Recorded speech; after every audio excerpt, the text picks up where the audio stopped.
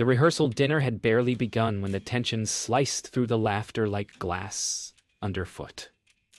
The bride, in her shimmering ivory gown, smiled with that practiced sweetness that always hit a blade. She said the color of my hair would ruin the aesthetic, that her photos demanded uniformity, that my fiery red strands screamed too loud beside her beige dream. The table went quiet. Forks froze mid-air. Eyes darted. Breaths held. I smiled, nodded, pretended to agree. Inside, something cracked. Something sharp and bright and vengeful. She thought she could control every shade of me, but she had no idea what color vengeance could burn. What would you do if your best friend ordered you to erase yourself for her perfect day? What if you smiled and said yes? That night, the salt air clung to my skin, heavy and restless. I stood before the bathroom mirror, the bride's words replaying in my mind, each syllable tightening like a knot around my throat. I had spent years wearing this hair like armor, every red strand a defiance, a memory, a warning. Beige. She wanted beige. I stared at my reflection under flickering light and laughed. Soft, sharp, like a match strike. The box of dye sat unopened beside the sink, but another idea burned brighter. Revenge didn't need shouting. It only needed timing and color. Morning sun leaked through thin curtains, casting golden stripes across my face. The world felt clean, soft, almost forgiving.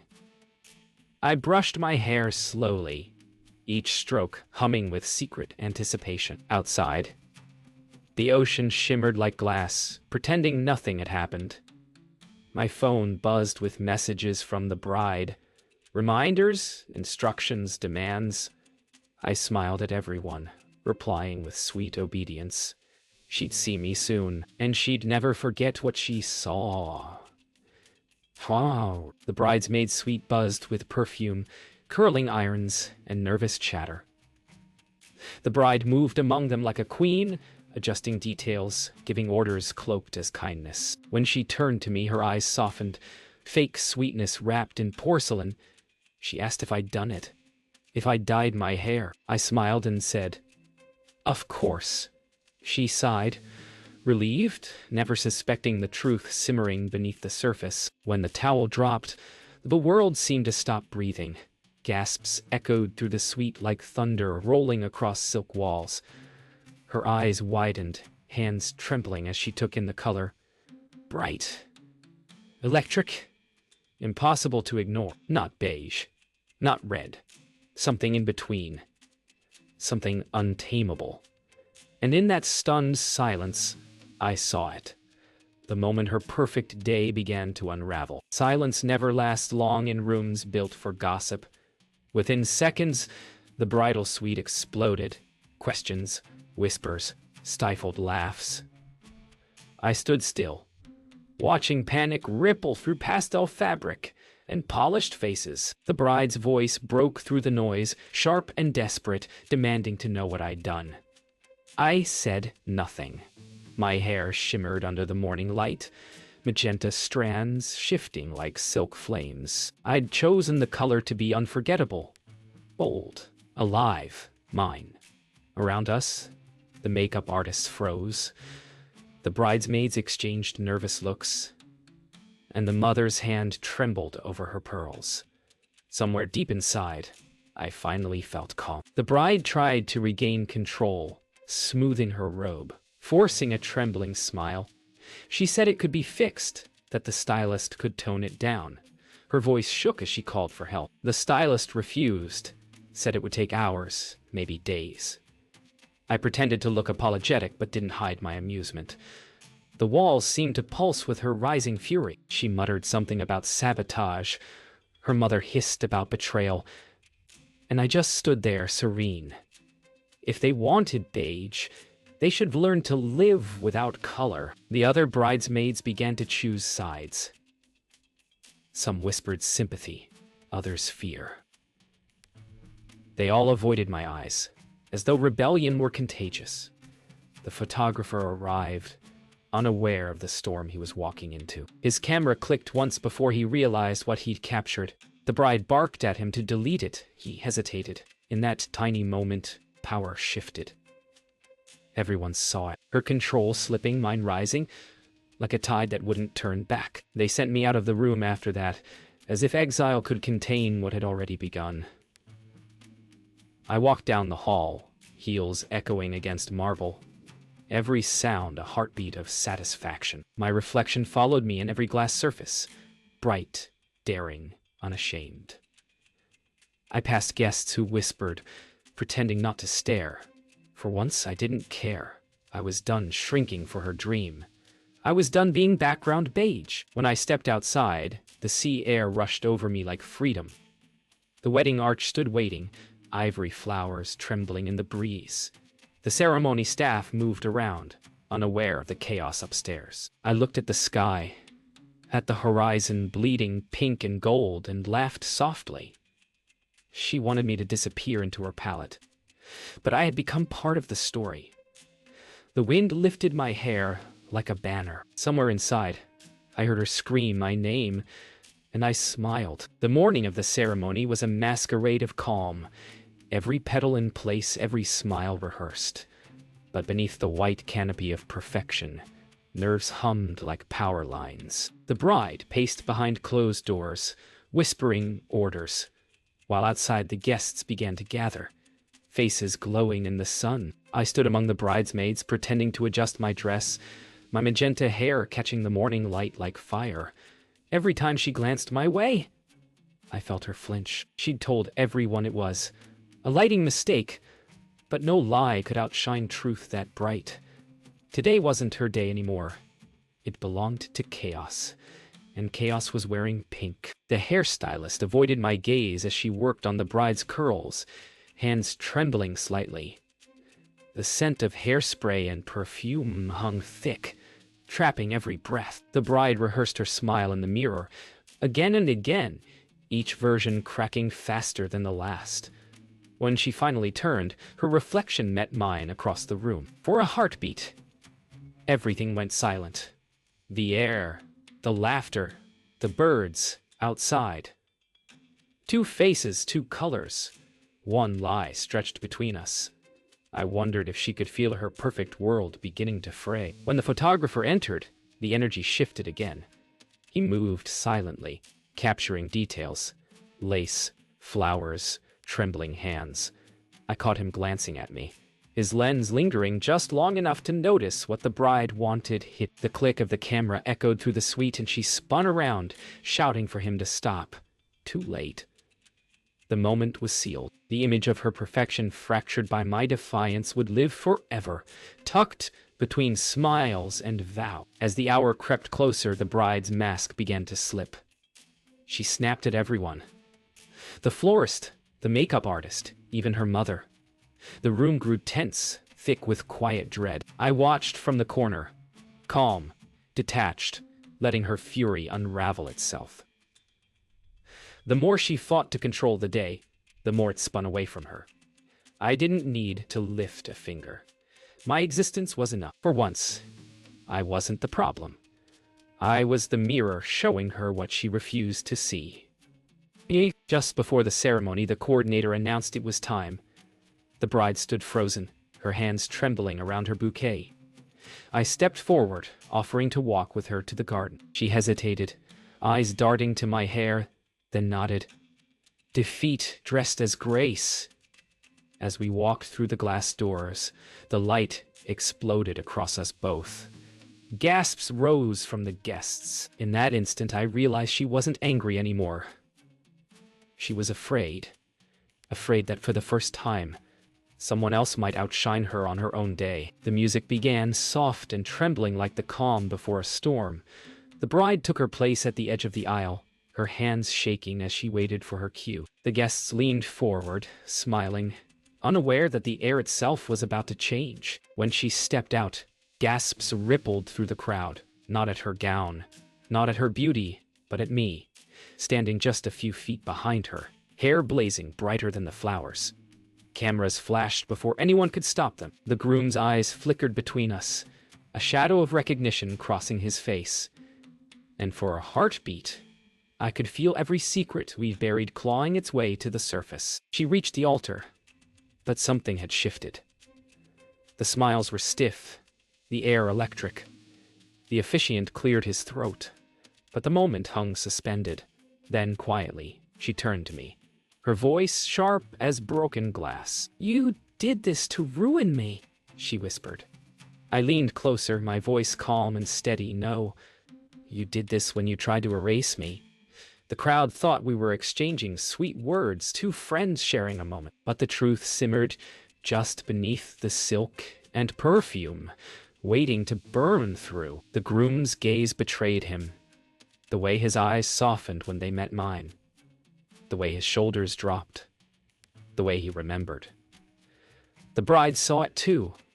Her grip on his hand tightened until her knuckles went white. Whispers spread like wildfire through the front rows. Old friends? Ex-lovers? Rumors resurrected? I had come to destroy her, but the truth was already unraveling faster than either of us could stop. The past has a way of finding light. No matter how many layers of white you try to bury it under. The officiant tried to continue, but the bride's hand shot up, stopping him. Her voice cracked through the air, trembling with rage and humiliation. "Tell them," she hissed, eyes locked on me. "Tell them what you did," the guests gasped. I didn't answer. I didn't have to. The silence said everything. The sea wind roared through the archway, scattering petals like confetti for a wedding that was already falling apart. And then it happened. One of the cameras caught the whole thing. The confrontation, the whispers, the way her hand swung before she even realized it. The sound echoed across the cliffside, a slap slicing through the wedding's perfect soundtrack. Gasps, screams, silence. My cheeks stung, but I didn't flinch. I looked her straight in the eye and smiled. Around us, the guests froze, their phones raised like witnesses. Somewhere behind the chaos, the photographer kept shooting. History was no longer hers. It belonged to me now. The slap didn't just end the ceremony. It split reality. Guests froze mid-breath, like a photograph caught between before and after. The bride stood trembling, horror spreading across her face as whispers rippled outward. Someone gasped her name. Another whispered mine. The officiant stepped back, unsure whether to continue or flee. I touched my cheek, still burning, and for the first time I pitied her. She'd planned every moment to be perfect, and now every camera was capturing her collapse. Somewhere in the crowd, a child started crying. Somewhere else, laughter broke. Low, stunned, uncontrollable. Her mother rushed forward, voice sharp as glass. She called it a misunderstanding, begged everyone to sit down, to pretend it didn't happen. But the world doesn't pretend when it's watching a story fall apart. Phones were already out, screens glowing, recording, transmitting. I could see my reflection in one, glowing magenta against the white chaos. The bride was crying now, makeup streaking, the perfection gone. I didn't move. I just stood there, letting her drown in the image she'd built for herself. The groom turned to me then, really looked at me. His lips parted, words forming but never reaching sound. The weight between us was heavy, filled with everything we'd never said. The bride saw it. The crowd saw it. And suddenly the silence broke again, not from anger this time, but revelation. Someone whispered too loudly. She was his first love. The phrase rippled through the rows like thunder. The bride froze. Her mother's hand slipped away, and I realized the color she'd wanted gone wasn't just my hair. It was my history with him. Then came the unraveling. The bride screamed his name, accusing, pleading, breaking, all at once. He tried to calm her, but the words tangled, useless. Cameras clicked, voices rose, and suddenly the wedding became a battlefield of truth and denial. She demanded to know if I'd meant to ruin her life. I didn't answer. I didn't need to. Every color around us, flowers, ribbons, dresses, looked too pale now. drained next to the truth. The ceremony was over, but no one had the courage to leave. And just like that, it ended. The officiant walked away. The guests began to scatter, murmuring apologies no one believed. The bride fell to her knees, the weight of her gown dragging her down, her bouquet forgotten in the dirt. The groom turned toward the sea, eyes empty. I took one step back, then another, until the chaos blurred into the distance. My hair shimmered in the wind, defiant, unbroken. This wasn't revenge anymore. It was release. And as I walked away, her voice cracked behind me, calling my name, pleading for an ending that would never come. By dawn the next morning, the wedding wasn't a memory. It was a headline. Clips flooded social media. The slap, the screams, the magenta hair gleaming under the sun like a warning. I watched it unfold on my phone, alone in a small cafe by the pier. The comments were vicious, funny, cruel, divided. Some called me the villain, others a hero. The bride stayed silent, her account deactivated within hours. Every replay showed what she tried to hide. The moment her perfection cracked. I didn't post a word. I didn't have to. The color spoke for me. The internet had turned the wedding into a battlefield. Strangers debated my motives like they were analyzing a film. They froze frames, dissected expressions, slowed the slap to half speed. Memes bloomed like wildflowers. My hair, her face, his silence. Hashtags trended. People picked sides. Team Magenta, Team Bride. It was madness, but also justice. For years, I'd let her story erase mine. Now the world finally saw who she really was. And who I had become. By afternoon, news outlets were calling. Talk shows, podcasts, magazines, all wanted the girl with the pink hair. I ignored them all.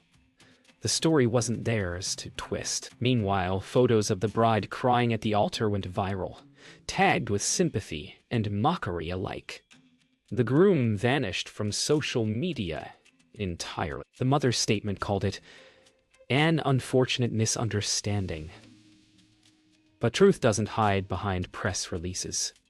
It lives in color, in motion, in memory. And mine was glowing brighter than ever. Then came the moment I didn't expect. Support. Messages from women I'd never met, thanking me for standing up, for refusing to fade. Some shared stories of their own beige weddings, their lost voices. I read each one slowly, feeling something inside me settle. For the first time in years, I felt understood.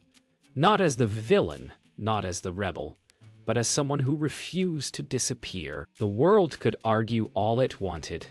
I had already won. That night, as the ocean roared outside my window, I posted one thing. No words, no explanation. Just a photo of the sea, my reflection faintly visible in the water, magenta and proud. Within minutes, it spread like wildfire. Some called it poetic, others petty. I didn't care. I wasn't speaking to them. I was speaking to the girl who once thought she had to change to be loved. The one who almost dyed herself beige for someone else's dream. She was finally free. Weeks passed, and the chaos began to fade from headlines, replaced by new scandals and newer distractions. But the story lingered in whispers, in the corners of the internet, in half-remembered comments beneath photos. I returned to my life, quietly, deliberately. The hair color had faded to a softer rose gold, but its meaning burned brighter than ever. People still stared sometimes, not with judgment, but curiosity. I had become a symbol of defiance, of self-worth. It wasn't fame I wanted. It was peace. And for the first time, the silence around me didn't feel like erasure. It felt like healing. Rumor, said the bride moved away, somewhere inland, Far from the coast, far from the sea that remembered too much. The groom never spoke publicly, but sometimes late at night, I wondered if he ever looked for me online, if he scrolled through the chaos and saw the truth behind it. Not guilt, not vengeance, just freedom. Some wounds never close, but some don't need to. They remind you of who you were before the world told you to shrink. One afternoon, a letter arrived. Handwritten. No return address. I didn't need one to know who it was from. The handwriting trembled across the page. Apologies, regrets, confessions she'd never said aloud. She wrote that she couldn't stop dreaming of that day. The light, the sound, the color. She said she finally understood that perfection was never beauty. I read it twice, then folded it gently and set it aside. Forgiveness didn't need to be spoken, it only needed to exist. Later, I walked down to the beach, bare feet sinking into cool sand. I watched the tide pull the old petals and ribbons out to sea, remnants of the wedding finally surrendering to the waves. I thought about everything that had happened. Every word, every silence, every color. The ocean didn't judge. It just kept moving, cleansing, forgiving. I let the water touch my toes and laughed softly. The past had been loud. The future, I decided, would be gentle. Months later, I dyed my hair again, not to rebel, not to prove a point, but to start anew. A soft copper, warm and alive, the color of sunsets and second chances. As I looked at my reflection, I smiled at the woman staring back. She wasn't the girl who obeyed, or the one who fought. She was something in between. Honest. I packed away the old photos, deleted the videos, and stepped outside into the light. The story that began with a demand ended with choice. And this time, the color was mine.